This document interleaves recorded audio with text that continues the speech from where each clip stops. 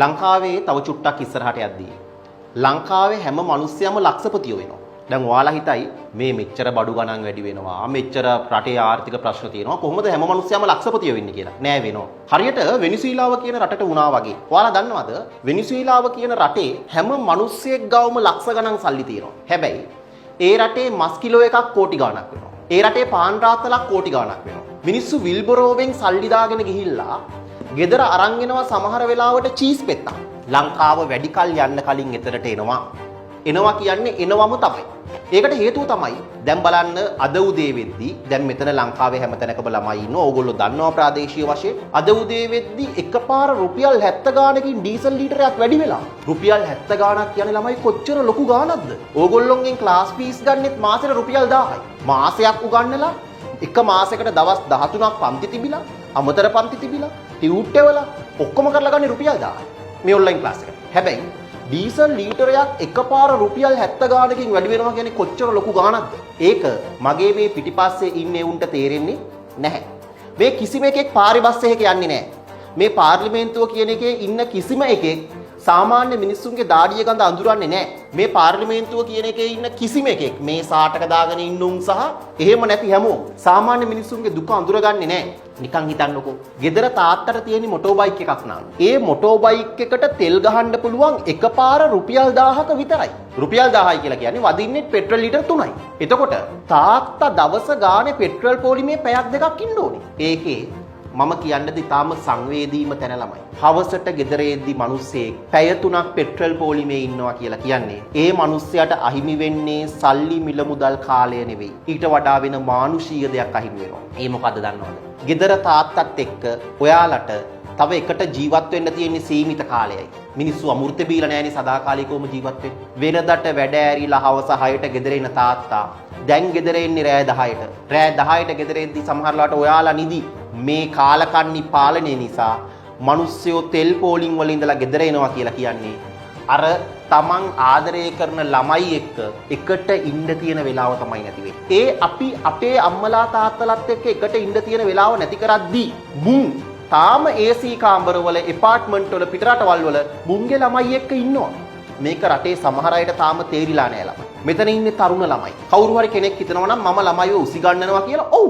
මම උසිගන්නන්නේ හරි දේ කරන්නේ. මං ඔයාලට කියන්නේ නැහැ කවදාවත් පාරවල් වල ගිහලා ටයර් ගිනි තියන්න කියලා. මං ඔයාලට කවදාවත් ගිහිල්ලා කියන්නේ නැහැ පොලිසිය නිලධාරීන්ට හමුදා නිලධාරීන්ට ගහන්න කියලා. හැබැයි ඔයාලා ඊළඟ පරම්පරාවේ ඡන්ද අයිතිය තියෙන මිනිස්සු විදිහට ඔයාලා ඊළඟ පරම්පරාව ඇතුළත මේ රට ගොඩ දාන්න ඕන මිනිස්සු විදිහට ඔයාලට ලොකු වගකීමක් තියෙනවා. එතකොට රටේ හැමතැනම ළමයි ඉන්නවා.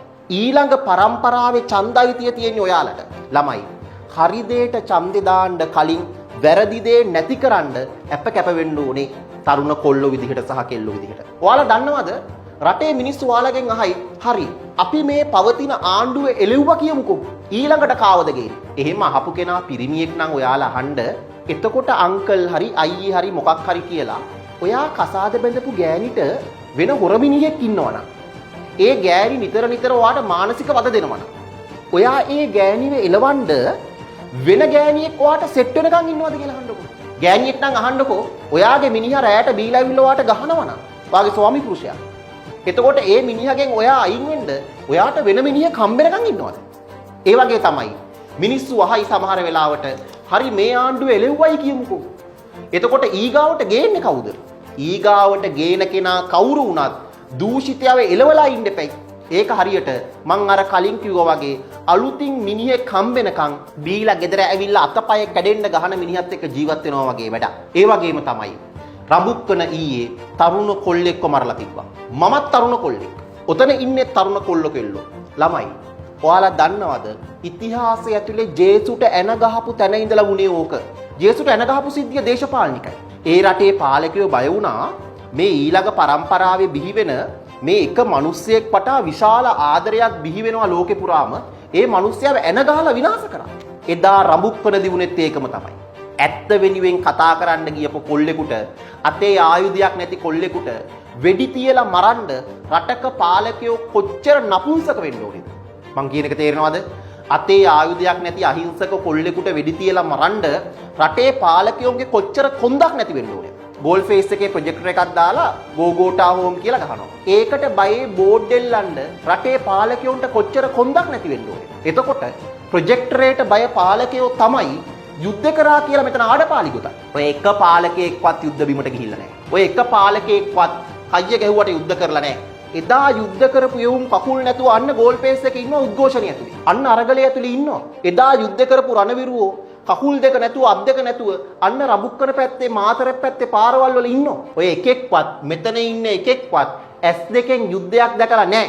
මම පුද්ගලිකව පොඩි කාලේ ත්‍රිකුණාමලයේ යුද්ධය තියෙන පැත්තේ හිටපු මිනිස්සෙක් විදිහට මම S2 දැකලා නැහැ කිසිම මොහොතක මේ කියන එකෙක් ත්‍රිකුණාමලයේ පැත්තේ එනවවත් යුද්ධ කාලේ. මම S2 දැකලා නැහැ. ඇත්තටම ආවෙත් නැහැ. මුන්ට මෙතන ඉඳලා අණ දෙන්න ලේසි. මේ පාර්ලිමේන්තුව කියන්නේ AC තියෙන තැන.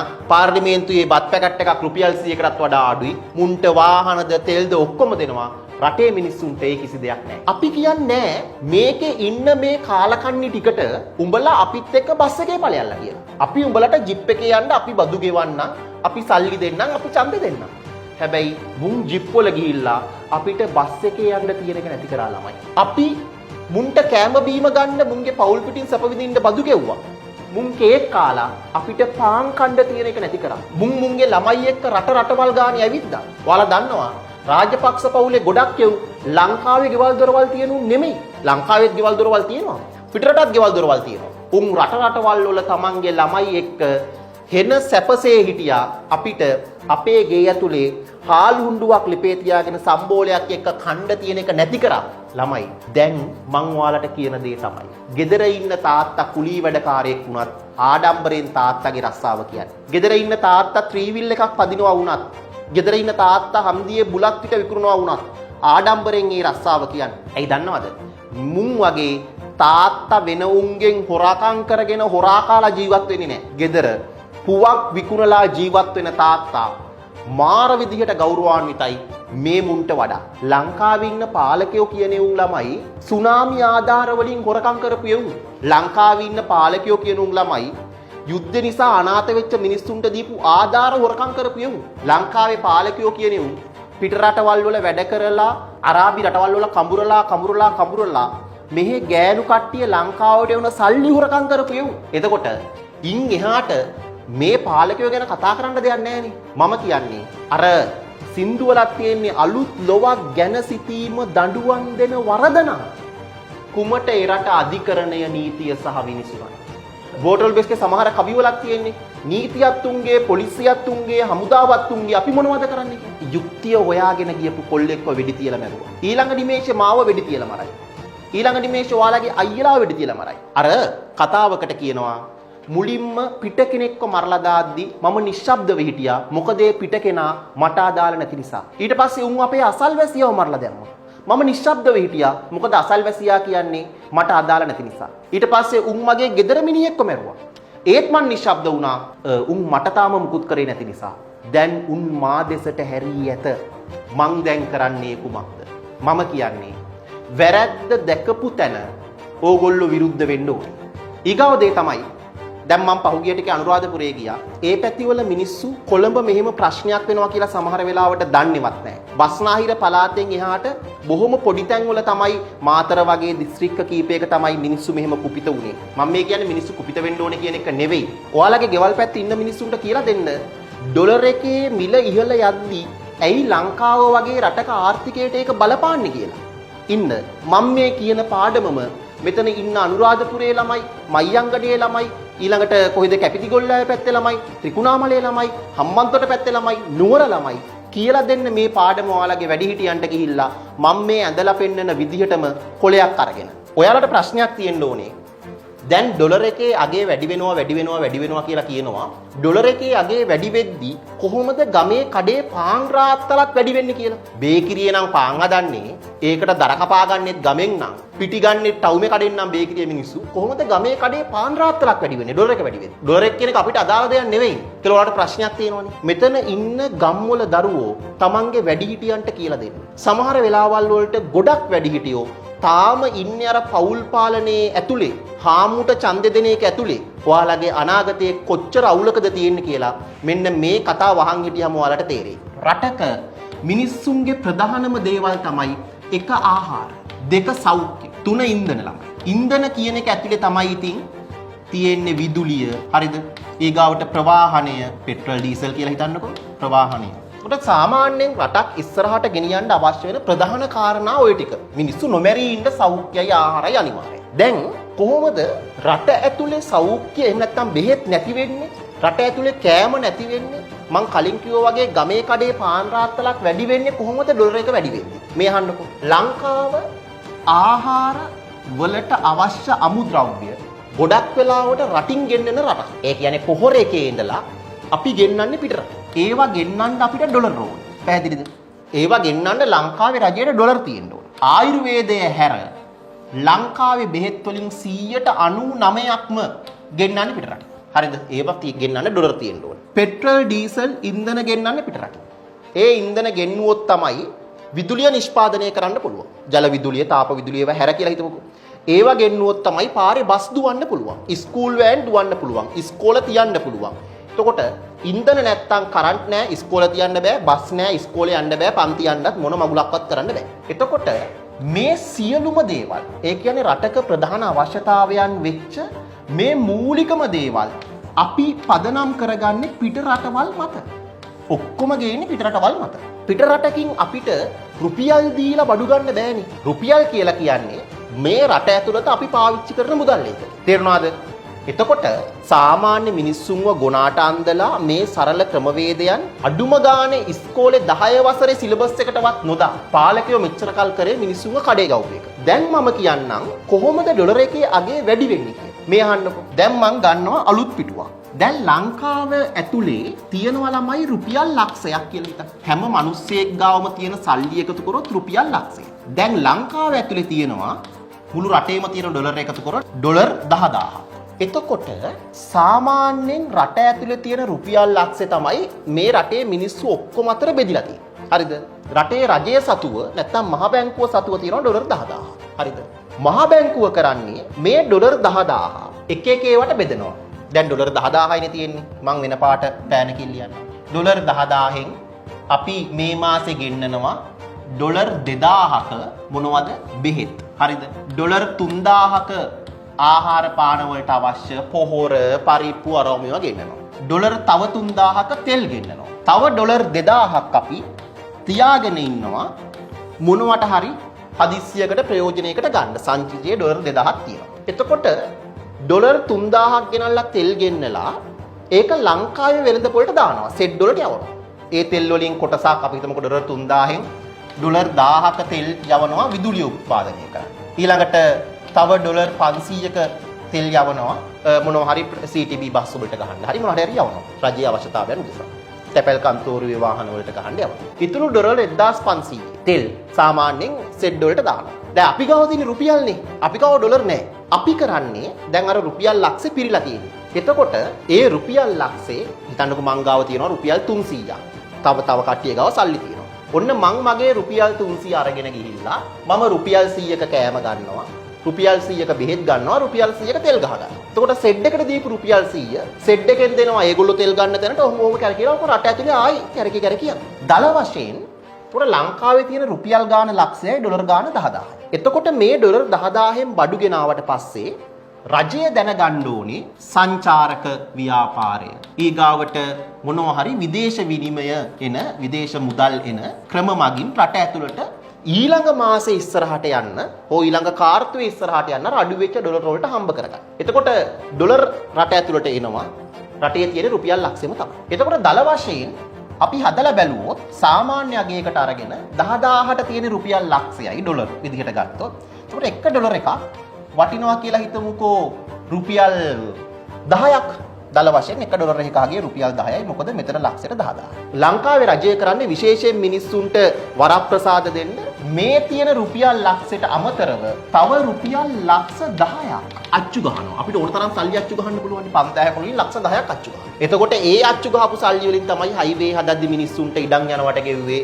කොරෝනා කාලේ 5000න් 5000 බෙදාගෙන ගියේ. ඕගොල්ලොන්ට මතකද අර පහුගිය කාලේ ආණ්ඩු මාරු වෙද්දි මෙච්චර සල්ලි දෙන්නම් මෙච්චර සල්ලි දෙන්නම් කියලා മന്ത്രിලට මේ තමන්ගේ පැත්තට එන්න ගියේ. ඒ ගහපු සල්ලි. එතකොට දරුවෝ ලංකාවේ තියෙන ඩොලර් 10000යි හැබැයි රුපියල් තියෙනවා ලක්ෂ 10ක්. එතකොට මට කියන්න ඩොලර් එකක අගය එන්න රුපියල් වලින් බැලුවාම ඉහළ යනවද නැද්ද? ඔව්. ඉස්සර ලක්ෂයට 10000යි දැන් රුපියල් ලක්ෂ 10ට 10000ක්. ඔය එක්කම පාලකයෝ කරපු අනිත් කුජීත වැඩේ තමයි ළමයි. මේ කාලේ පාලනය කරන පාලකයෝ හොරෙන් සල්ලි අච්චු ගහලා ඒවා රට ඇතුළට දාලා ලංකාවේ තියෙන ඩොලර් උන්ගේ සාක්කුවට දාගෙන උන් වෙන රටවල් වල ආයෝජනය කරා උන්ගේ තනි accounts වලට. අපි කියන්නේ උගන්ඩාවේ ආයෝජනය කරා එහෙම කියලා. එතකොට ඔන්න මේකෙන් ඩොලර් 5000ක් එක පාලකයෙක් හොරකම් කරනවා. දැන් ලංකාව ඇතුලේ තියෙන ඩොලර් 5000. දැන් ඔන්න ටික රටට දැන් බඩු ගේන්න විදියක් නැහැනේ. ඉස්සර ඩොලර් 10000කින් ගෙනාපු බඩු දැන් ගෙන්නන්න ඕනේ 5000කින්. එතකොට දරුවෝ දැන් අපි ගාව තියෙන ඩොලර් 5000යි. අපිට සිද්ධ වෙනවා ආහාර වලට කලින් 3000ක් දාපු එක කපලා 1000ක් දාන්න. ඒකනේ පොහොර නැතිනේ. පැහැදිලිද? සෞඛ්‍යයට කලින් 2000ක් කපපු එක දාලා 500ක් දාන්න අපිට සිද්ධ වෙනවා. ඇයි 5000ක් හොරෙන් සල්ලි අච්චු ගහලා මේකේ ඉන්නේ උන් ළමයි ඩොලර් 5000 හොරකම් කරන්නේ. ඇයි ඒ මොකද උනේ? රුපියල් අච්චු ගහලා ඇතුලේ තියෙන ඩොලර් 5000 මේකේ උන් හොරකම් කරගෙන ගිහලා උගන්ඩාවේ හරි කොහේ හරි ආයෝජනය කරා. උන්ගේ පෞද්ගලික accounts වලට. ඉන්ධන වලට කලින් අපි 3000ක් දැම්මා. දැන් දාන්නේ 1000යි. දැන් ඔන්න 2500යි. ඉතුරු 500 ඔන්න අපි තියාගන්න. ඩොලර් 500ක් විතරයි. දැන් මොකද වෙන්නේ? ආහාර කලින් ගෙනාවට වඩා 3න් 1යි තියෙන්නේ. සෞඛ්‍ය පැන්ඩෝල් පෙති කලින් ගෙනාවට වඩා ෆාමසිය තියෙන්නේ 4න් 1යි. දැන් මොකද වෙන්නේ? ඉන්ධන කලින් ගෙනාවට වඩා ලංකාවේ තියෙන්නේ 3න් 1යි. කලින් 3000ක් ගෙනාවා දැන් ගෙන්නන්නේ 1000යි. හැබැයි ඉස්සරට වඩා ලංකාවේ මිනිස්සු ගාව දැන් සල්ලි තියෙනවා. ඇයි රට ඇතුළට ලක්ෂ 10ක් ඇවිල්ලා තියෙනවා සල්ලි අච්චු ගහලා. ඉස්සර අපි හිතමුකෝ ඉන්ධන ලීටර් පෙට්‍රල් ලීටර් 300ක් තිබ්බා. දැන් තියෙන්නේ 3න් 1යි ළමයි. ඒ කියන්නේ ලීටර් 100යි. හරිද? 100යි ලීටර්. හැබැයි ඉස්සර තිබ්බේ රට ඇතුලේ රුපියල් ලක්ෂයයි. දැන් තියෙනවා ලක්ෂ 10ක්. එතකොට මිනිස්සු ගාව සල්ලි තියෙනවා රට ඇතුලේ බඩු නැහැ. නිකම්ම පෙට්‍රල් ලීටර් එක ගාන 3 ගුණයකින් 4 ගුණයකින් ඉහළට යනවා. එතකොට රට වැටෙනවා කියලා දැනගත්තාම පිටරට මිනිස්සු කොහොමත් ලංකාවට සල්ලි එවන්නේ නැහැ. පාලකයෝ රටිය තියෙන ඩොලර් හොරකම් කරා කියලා කිව්වාම පිටරට ඉන්න එකෙක් ළමයි බය නැතුව සල්ලි එවයිද? එවන්නේ නැහැ. ආයෝජකයෝ ලංකාවට සල්ලි එවන්නේ නැහැ. ඔහොම ගිහිල්ලා රට බම් පොලොත් වෙනවා. දැන් අලුතින් ලංකාවට ඩොලර් හම්බෙන්නේ නැති නිසා මොකද්ද කරන්නේ? තියෙන ඩොලර් පිරිමහගෙන තෙල් ගේනවා. ණයට ගේනවා. එතකොට ලංකාව ණයකාරයෙක් විදිහට ලෝකයේ ඇතුලේ ලේබල් වෙනවා. ඔහොම ගිහිල්ලා එක්තරා දවසක් එනවා ළමයි. මිනිස්සුන්ට අසනීප වෙලා බෙහෙත් නැතුව මැරෙනකම් බලාගෙන ඉන්න වෙන. ඔහොම ගිහිල්ලා එක්තරා දවසක් එනවා. නුදුරු අනාගතේ හරිද? මේ අවුරුද්දකින් දෙකකින් නේ මං කියලා. තව මාස ගානක්. හාල් කිලෝ එක අරන් යද්දි බෑග් එකක දාලා බඩගිනි කාරයෙක්ගේ හාල් කිලෝ එක උදුරන් දුවන. ඔහොම ගිහිල්ලා මිනිස්සුන්ගේ මනසේ පීඩනයේ වැඩි වෙලා එක්තරා දවසක් එනවා දරුවෝ. අපිට අනිත් එකව වෛරක්කාරයෙක් වගේ පේන.